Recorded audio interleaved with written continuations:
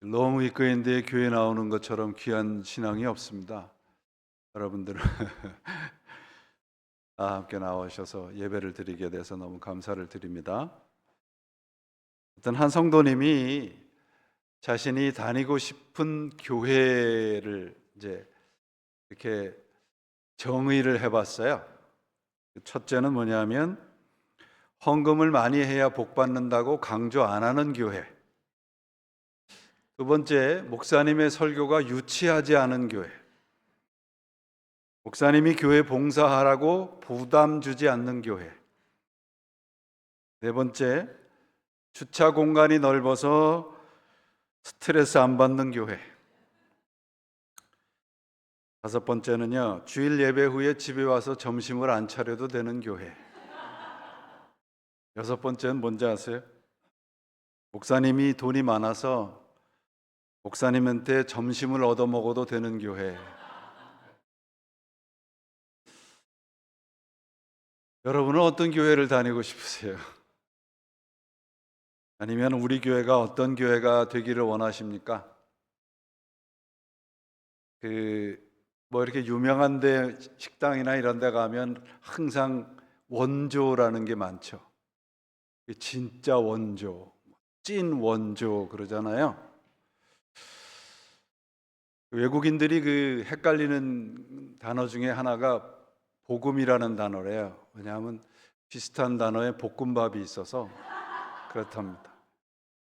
뭐 순복음 교회라는 데도 있고요. 그죠? 원조 순복음 교회라는 것도 제가 봤습니다.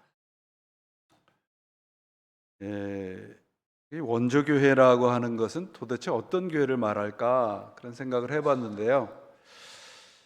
아마도 주님이 원하시는 교회가 원조 교회라고 생각을 합니다. 교회의 근본이 되는 교회의 본질은요, 예수 그리스도의 사건입니다. 그러니까 근본적으로 예수 그리스도의 사건으로부터 교회는 시작이 됐어요. 그러니까 예수님의 교훈으로부터 시작이 된 것이 아니고 예수의 사건으로부터 시작이 됩니다. 물론 예수님께서 많은 말씀을 교훈되는 말씀을 전하셨습니다. 그리고 또 그런 교훈의 말씀을 남기시기도 했죠.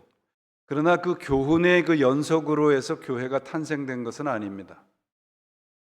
다시 말하면 예수님의 어떤 생활의 철학을 기초로 해서 교회가 탄생된 것이 아니라는 거예요. 예수 그리스도의 십자가 사건의 터전 위에 교회가 세워진 겁니다. 예수님의 십자가 사건이 교회의 머릿돌이고 근간이에요. 예수 그리스도의 십자가 사건을 경험한 사람들에게 그 예수 그리스도의 말씀이 보태어져서 교회가 생기고 교회가 지금까지 성장해 온 것입니다. 교훈이 먼저가 아니고요. 예수 사건이 먼저예요. 그러면 예수 그리스도의 사건은 무엇인가요? 십자가와 부활입니다. 그 역사적인 사건을 근거로 하고 그 사건을 경험한 사람들의 산 증거가 우리 교회의 뿌리예요. 그러므로 엄밀한 의미에서 교회는 예수님께서 십자가에서 돌아가시고 3일 만에 부활하신 그 순간부터 시작이 됐다고 볼 수 있습니다. 처음 믿음의 공동체, 우리가 흔히 초대교회라고 하는데요. 초대교회의 이 처음 믿음의 공동체는 예수님의 교훈을 그리워하면서 모인 것이 아닙니다. 살아계신 예수 그리스도와 함께 하심을 경험하고 그 십자가의 사건이 그들의 삶 속에 능력이 됐기 때문에 그들은 교회로 모이게 된 겁니다. 예수님께서 옛날에는 이런 말씀을 하셨는데 그 말씀이 너무 그립고 그 말씀이 생각이 나서 교회로 그 말씀을 다시 되새기기 위해서 모인 것이 아니에요. 예수께서 부활하시고 승천하시고 또 그 승천 후에 성령을 보내신 거예요. 그 말씀을 이제 한마디로 말하면 Living Christ입니다. 살아계신 예수 그리스도를 경험한 거예요. 교회는 무슨 좋은 말씀, 좋은 교훈을 들으려고 또 어떤 생활의 규범이 되는 윤리를 배우려고 나오는 것이 아닙니다. 여러분, 성경은 여러분의 삶의 매뉴얼이 아니에요. 성경은 여러분의 생명을 위한 구원의 책입니다. 오로지 교회는 생명을 얻고자 나오시는 거예요. 영생을 얻고자 나와야 되는 것이 교회입니다. 그러므로 교회의 교회됨의 가장 중요한 구성 요소는 뭐냐? 예수 정신입니다. 예수 정신이란 십자가와 부활 사건이에요. 예수님의 사건의 결과, 그 열매가 사도들이죠. 또 그 사도들의 가르침을 통해서 믿는 사람들이 생겼어요. 이 모든 것을 합쳐서 교회라고 하는 거예요. 교회는 교회에 여러분들이 생명이 아니라 어떤 생활의 지혜를 그러한 교훈을 받기 위해서 오셨다면 You are in a wrong place. 왜냐하면 그런 것들은 우리의 힘으로도 배울 수 있는 것이고요. 교회가 아니어도 배울 수 있잖아요. 그래서 이어령 씨의 그 책의 글을 보니까 이런 말이 있어요. 교회의 덕을 보려고 오는 사람들이 샤머니즘이다. 본문이 교회의 부흥의 비법을 가르치는 것이 아닙니다. 만약에 사도행전이 오늘날 유행하는 것처럼 뭔가 이렇게 특별한 사건, 좀 아주 즉흥적인 그런 경험들을 바탕으로 해서 사도행전이 쓰여졌다면 곧 오순절 성령 강림 사건의 그 뜨거움만이 이 그 경험의 핵심되는 내용이라고 한다면 사도행전 2장은 41절로 끝을 맺었을 것입니다. 오늘날 어떤 주기적으로 뭔가 이렇게 특별한 집회를 해서 신앙을 확인하려고 하는 그러한 프로그램들이 많습니다. 만약에 그런 확인들을 하는, 구원의 확인들을 하는 그런 특별한 프로그램들이 우리의 교회 생활에 필요한 것이라면 오늘날 우리의 교회의 모습이 왜 이 모양 이 꼴입니까? 성경은 여러분, 하나님의 말씀을 우리의 삶 속에서 해석하기 위한 구원의 책이에요. 신앙은 the way of life입니다. 뭔가 일시적인 감정의 뜨거움이나 단기간에 뭔가를 효과가 있는 프로그램이 신앙생활이 아니에요. 여러분, 믿음이라고 하는 그 헬라어 단어가 피스티스잖아요. 그 피스티스의 단어의 뜻이 신실하다는 뜻이거든요. 그러면 여러분, 내가 금방 한 사람을 한 번만 만났는데 그 사람을 신실하다고 얘기하지 않잖아요. 뭔가 하나의 사건을 한 번 경험을 한 것을 신실하다고 이야기할 수 없어요. 과정이 있어야죠. 믿음을 신실하다라고 하는 단어를 사용한 것은 과정이 있다는 거예요.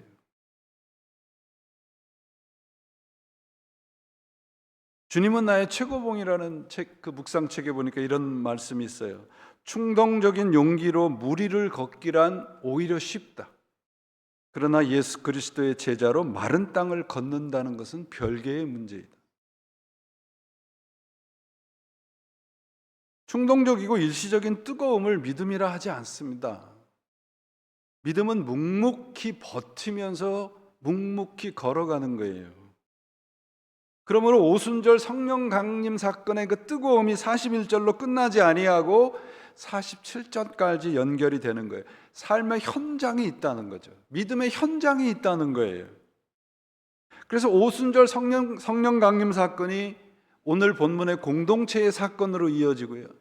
이 공동체의 사건이 3장, 사도행전 3장에 안전뱅이를 일으키는 사건으로 이어집니다.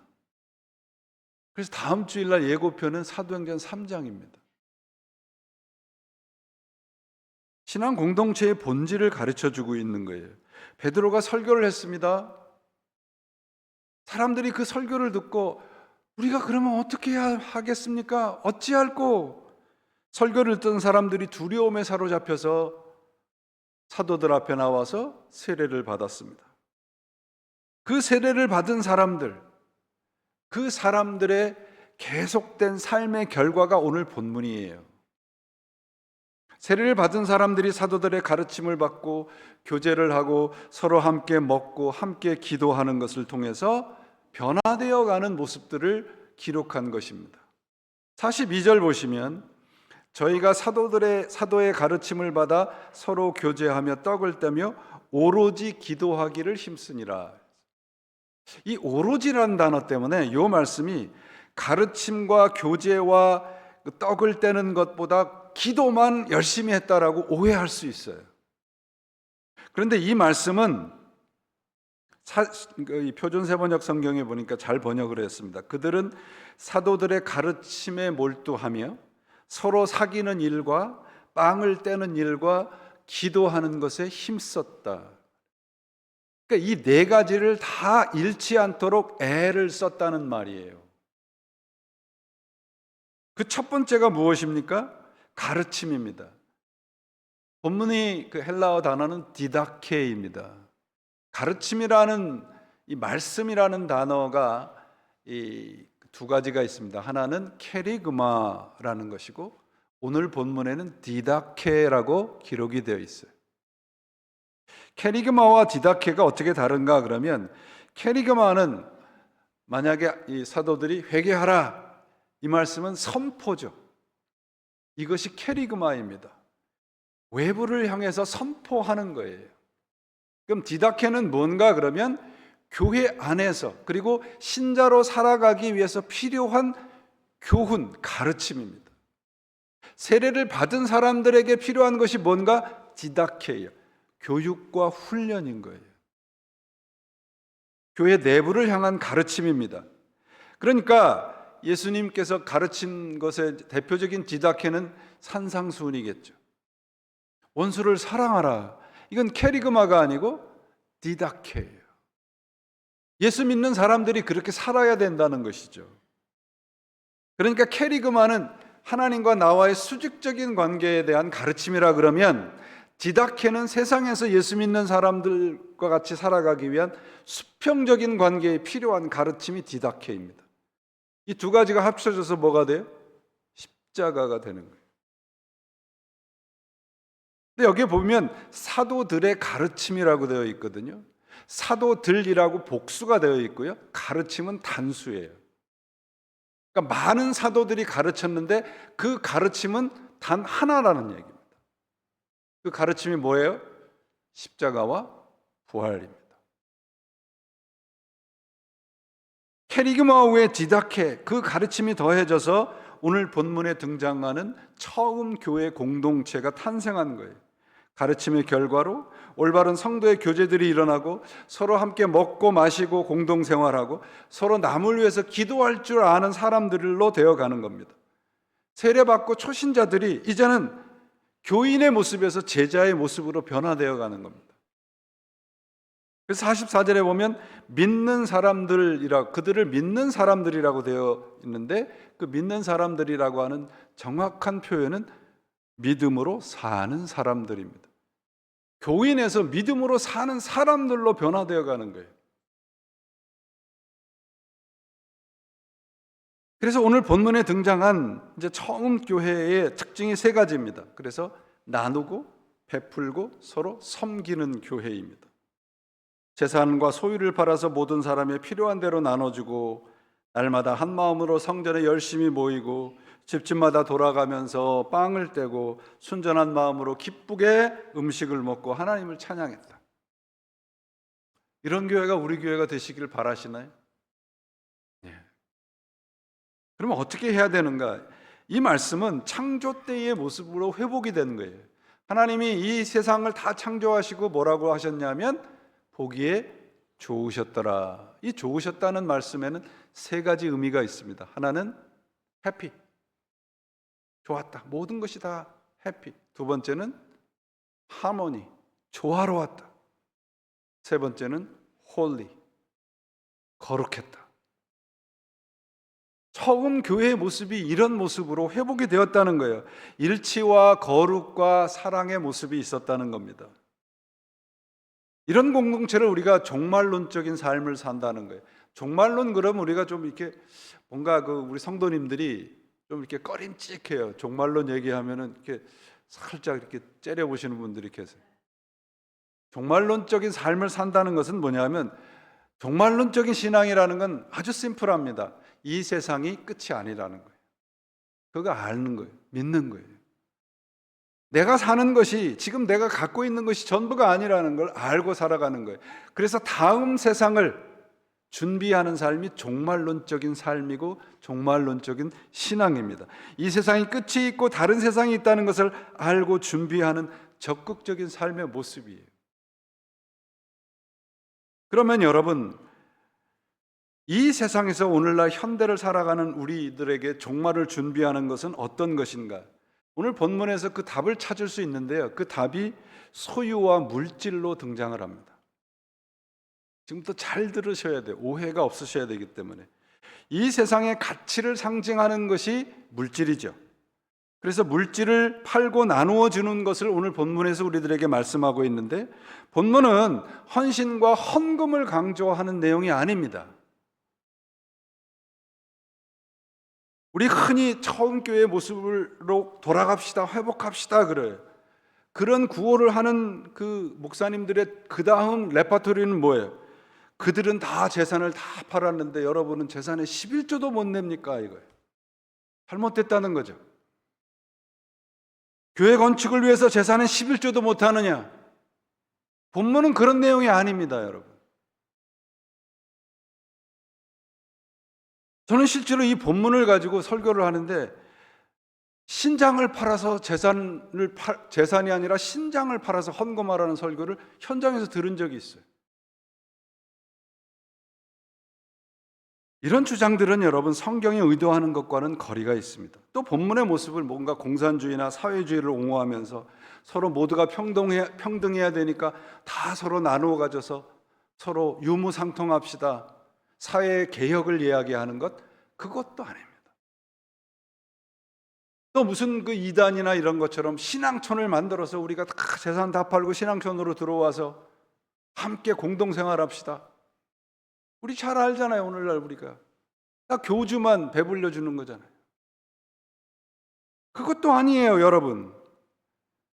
믿음을 가진 사람들의 그 공동체의, 신앙 공동체의 모델을 가르치면서 왜 재산을 팔으라, 소유를 팔아라, 물질이 등장하는가? 교회는 거룩한 공동체라는 거예요. 거룩이라는 단어는 different라는 단어입니다. 다르다는 거예요, 여러분. 삶의 가치와 목적이 모든 것이 세상과 다르다는 증거로 오늘 재산과 소유를 팔라는 말씀으로 등장하는 거예요. 거룩함을 증거하기 위해 재산과 소유의 나눔이 등장하는 겁니다. 재산과 소유를 팔고 모든 것을 교회에다 헌금했다가 오늘 본문의 의미가 아니고요. 모든 각 사람의 필요한 대로 나누어 주었다예요. 나누어 주었어요. 이 말씀은 예수님께서 십자가에 달리셨을 때 성전의 휘장이 위에서부터 아래까지 찢어진 것이 교회 안에서 실현된 것입니다. 벽이 무너진 거예요. 장벽이 없어진 겁니다. 끼리끼리에서 서로 함께 자기 중심에서 무너지고 함께 공동체가 된 것입니다. 내 소유를 팔아서 다른 사람에게 나누어졌다는 거예요.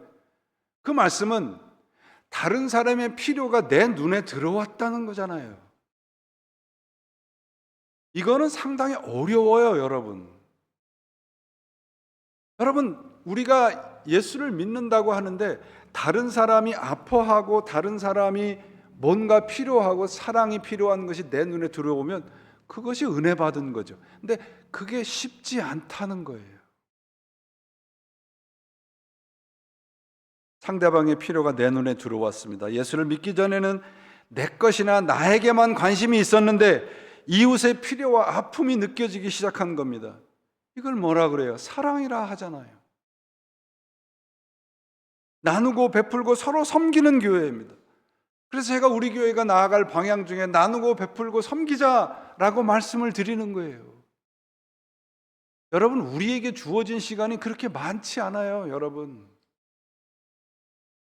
어느 순간 여러분, 우리가 교회에 나와서 예배 드릴 수 없게 되는 순간이 어느 순간 불현듯이 온단 말이죠. 우리가 영원히 젊을 것 같은가요? 그렇지 않습니다, 여러분. 시간이 뭐예요? 기회예요, 여러분. 기회. 우리에게 주어진 시간은 기회입니다. 예수를 믿고 하나님을 믿고 구원을 받을 수 있는 기회가 우리들의 인생이란 말이에요. 그게 교회가 할 일이에요, 여러분. 물질은 여러분 세상을 살아가는데 필요한 많은 것들 가운데 하나일 뿐이죠. 우리들에게는 물질보다 더 중요한 가치가 있다. 그게 오늘 본문이 서로 재산과 소유를 팔았다는 말씀이에요. 내가 갖고 있는 것을 팔고 나누어 주는 것은 지금 내가 소유하고 있는 것이 내 삶의 최고의 가치와 목적이 아니라는 선언이죠. 우리에게는 영원한 가치가 있습니다. 영원한 나라가 있습니다. 이 선포인 거예요. 이게 종말론적인 신앙입니다. 물질과 영혼을 대조하고 있습니다. 우리가 이 땅에서 그리스도인으로 살아가는 게 무엇인가를 가르치고 있어요. 마태복음 6장 21절에 보면 예수님께서 두 주인을 섬기지 말라 그러죠. 여러분, 그 돈을 영어로 money라 하잖아요. 그 money라는 단어를 영어를 이렇게 쓰실 때 가장 처음에 오면 우리가 대문자로 M을 쓰잖아요. 근데 money라고 하는 것을 문장의 중간이나 끝에 갔는데도 계속 M자를 대문자로 쓰면 그건 master라는 뜻이래요.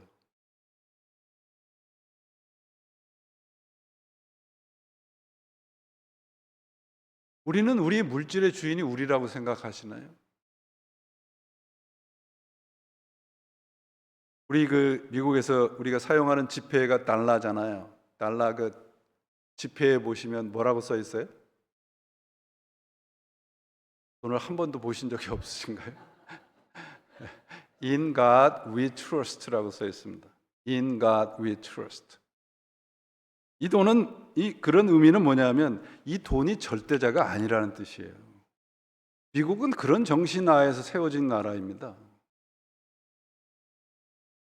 이 돈이 아니라 우리는 하나님을 믿습니다. 그런 뜻이거든요. 근데 이 미국의 달러가 세계의 통용화폐가 됐잖아요. 그게 무슨 말씀인가 그러면 이 지폐가 우리 기독교의 전도지가 된 거예요.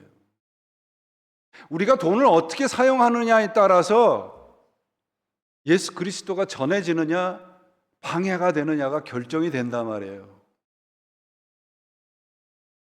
우리는 정말 우리에게 주어진 이 돈이 전도지답게 사용하고 있느냐 말이에요. 돈을 앞에 두고 살고 계십니까? 아니면 등에 지고 가십니까? 아니면 옆에 두고 살고 계십니까? 본문이 우리들에게 가르치는 것은 세상에 없는 영원한 가치가 예수 그리스도 안에 있다는 거예요. 그게 교회의 본질이에요. 신앙을 세상적인 가치를 위해서 예수 믿으면 세상에서 머리가 되고 세상에서 뭔가 잘 되고 그건 예수를 믿는 사람들에게 주어진 복의 티끌만한 부분이에요.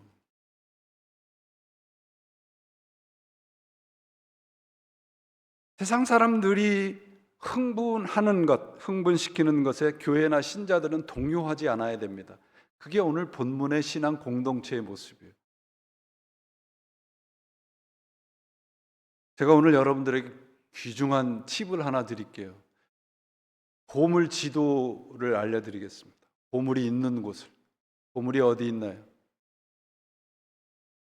예수님께서 가르쳐 주셨잖아요. 내 마음이 있는 곳에 보물이 있다. 여러분들 마음은 어디 계십니까?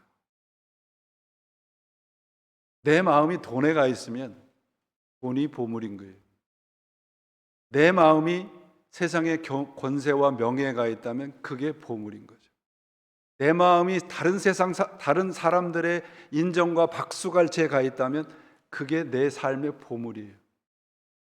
근데 우리의 마음이 예수 그리스도에 가 있다면 그분이 우리 인생의 보물인 거죠.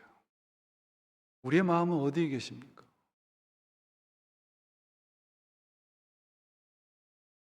개구리의 기도라는 책이 있습니다. 안소니 디멜로라고 하는 그 묵상가가 쓴 책인데 그 내용에 이런 내용이 있어요. 어느 수도사가 수도 여행을 순례를 가고 있는데 어느 날 보니까 길거리에 커다란 다이아몬드가 있는 거예요. 엄청난 가치를 지닌 다이아몬드를 우연히 발견해서 이제 뒷짐에 지고 갔습니다. 근데 길을 가다가 한 여행객을 만났어요. 여행자를. 그 둘이 같이 이제 밤을 지새게 됐는데 같이 식사를 가지고 있는 것을 펴서 먹으려고 짐을 이렇게 풀었는데 여행자가 보니까 수도사 짐에 커다란 보물이 있는 거예요. 그러니까 여행자가 뭐 수도사가 그런 게 필요하시겠습니까? 그걸 저에게 주시면 정말 큰 은혜가 되겠습니다. 그리고 간절히 얘기를 했더니 수도사가 아무런 꺼리낌도 없이 가져가라고 줬어요. 그러니까 이 여행자는 정말 횡재했다 싶어가지고 그 보물을 들고 이제 수도사와 헤어져서 고향으로 가서 이제 깊은 마음에 이젠 부자로 살 수 있다. 근데 어찌된 일인지 며칠이 지났는데 이 여행자가 수소문해가지고 그 헤어진 수도사를 다시 찾아왔어요. 수소문 끝에 보석을 들고 수도사에게 다시 찾아와서 이렇게 물었습니다. 도대체 당신에게는 이 보석보다 더 귀한 것이 어떤 것을 가지고 있길래 이것을 이렇게 서슴없이 나에게 줄 수 있습니까? 나는 당신이 가지고 있는 그 보석이 무엇인지를 알고 싶습니다. 여러분, 이게 교회가 할 일이에요. 오늘날 교회가 조롱과 멸시를 받잖아요. 뭐 때문에요? 세상과 다르지 않기 때문에 그래요. 세상과 똑같은 것을 추구하면서 산단 말이죠. 예전에 한국을 가다가 택시를 탔는데 큰 대형교회를 아주 정말 크게 진 대형교회 앞을 지나갔는데 이 택시기사가 막 욕을 해요. 뭐라면 저건 교회도 아니고 기업도 아니고 정체불명이라는 거예요. 예수 정신이 사라진 교회를 보고 세상은 더 이상 두려워하거나 호기심을 갖지 않아요. 그러면 이 처음 교회가 어떻게 성장하는가? 말씀에 대한 가르침이 우선을 하죠. 그리고 나서 사람들이 변화돼서 온 백성의 칭송을 받습니다.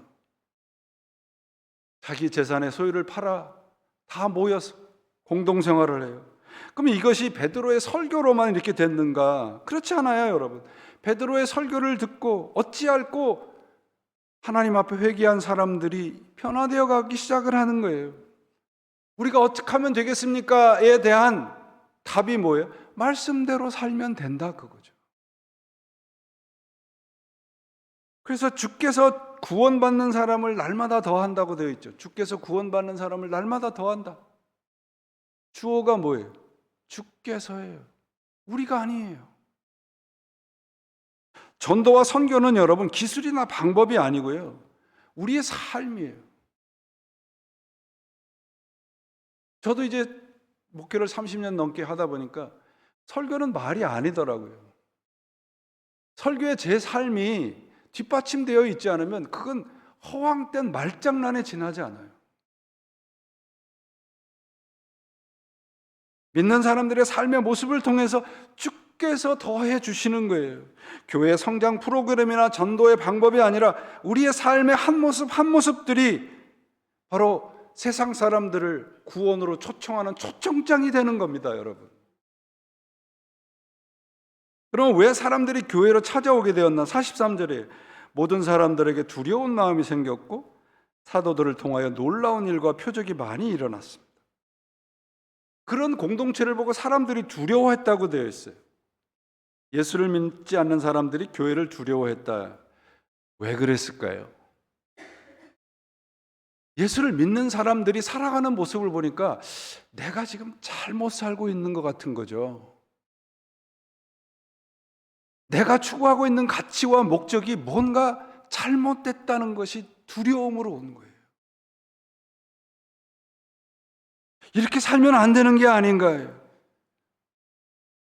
그런 생각을 가지고 찾아온 것이 어디예요? 교회예요, 여러분. 우리가 그런 삶을 여기서 우리가 우리의 일상의 자리와 교회에서 살아간다면 여러분, 우리 교회는 하나님의 사람들로 채워집니다. 그렇게 살아가는 사람들이 있다면 사람마다 두려워한다고 되어 있어요. 교회는 사람들이 두려워해야 돼요. 왜? 하나님의 말씀이 살아있는 곳이잖아요. 그리고 사람들의 칭송이 있어야 돼요. 왜? 하나님의 말씀대로 사는 사람들이 있으니까요. 세상에는 경애와 칭송이에요. 여러분, 세상에서 교회를 향한 최고의 칭찬이 뭐예요? 두려움이에요. 교회를 두려워하는 거예요. 아, 나는 잘 못 살고 있는 것 같은데.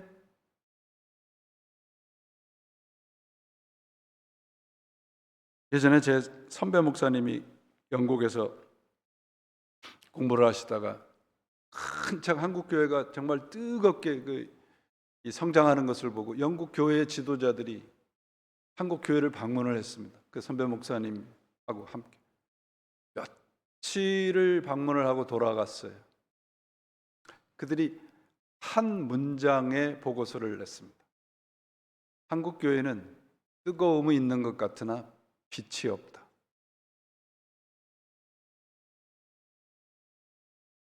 여러분, 이들이 보고 놀라워한 사도들을 통해서 일어난 기적과 표적은 뭘까요? 사람들의 변화입니다. 예수를 믿는 사람들이 말씀을 듣고 변화되는 거예요. 가지고 있는 소유를 하나도 아까워하지 않아요. 그리고 자신들이 살아가는 모든 모습들에서 그 중심이 예수 그리스도라는 게 보이는 겁니다. 그게 기적이에요. 십자가와 부활의 사건을 경험한 사람들이 전적으로 변화된 겁니다. 베드로의 설교를 듣고 사람들이 신앙 공동체가 되었어요.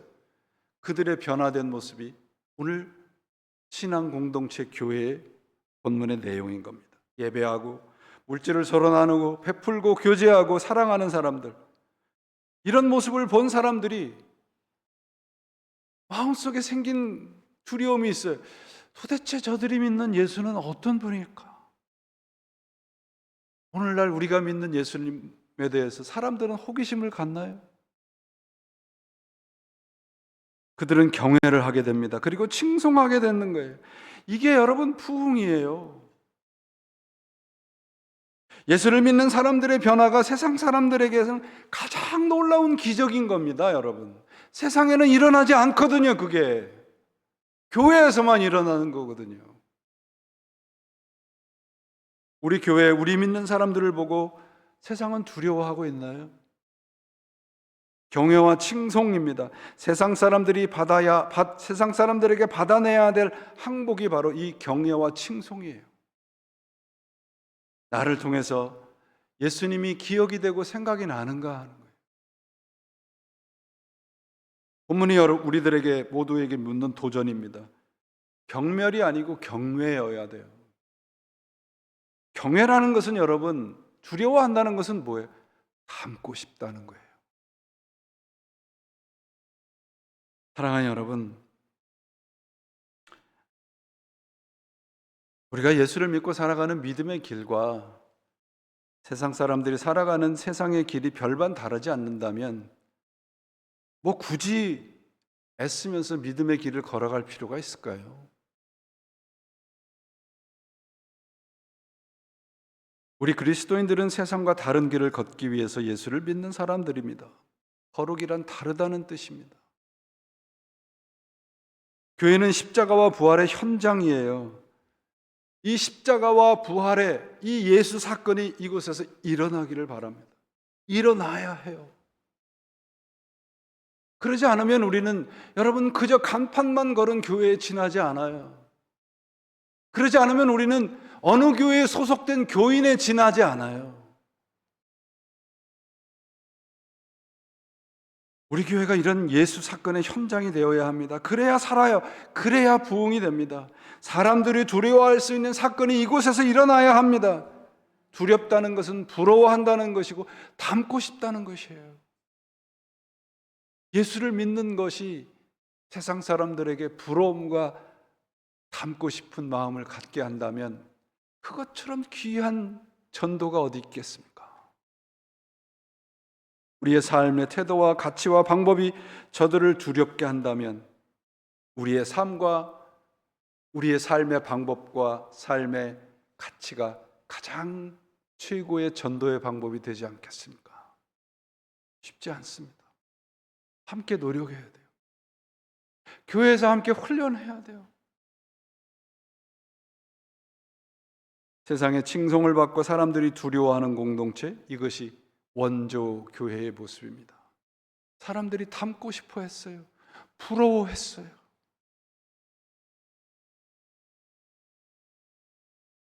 오늘 마지막에 우리가 찬양할 살아계신 주, 이 찬양의 그 영어 제목이 Because He Lives예요. 마지막 후렴에 보면 저는 이 찬양이 마지막 후렴이 참 좋습니다. 왜?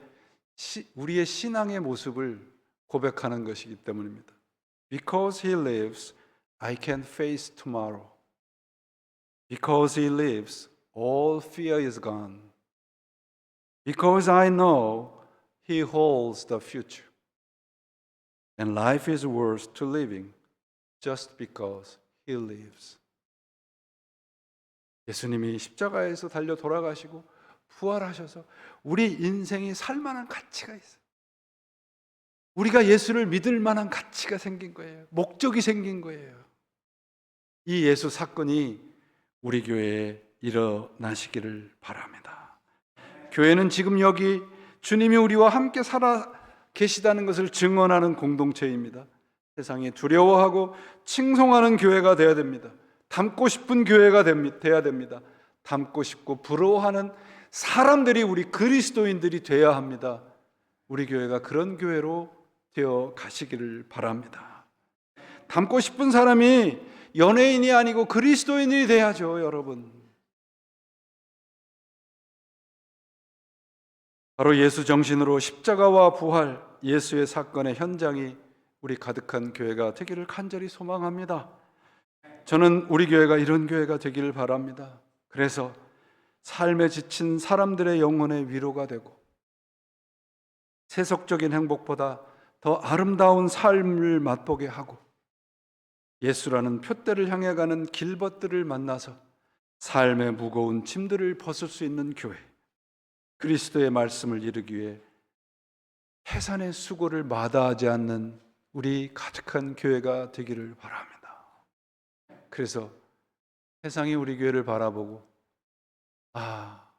부럽다,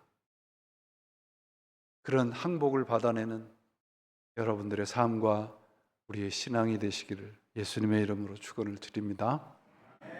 기도하시겠습니다. 하나님 감사합니다. 우리들의 삶에 예수님이 함께 계십니다. 우리가 걸어가는 일상의 발걸음 속에 성령께서 함께 계십니다. 무엇을 두려워하겠습니까?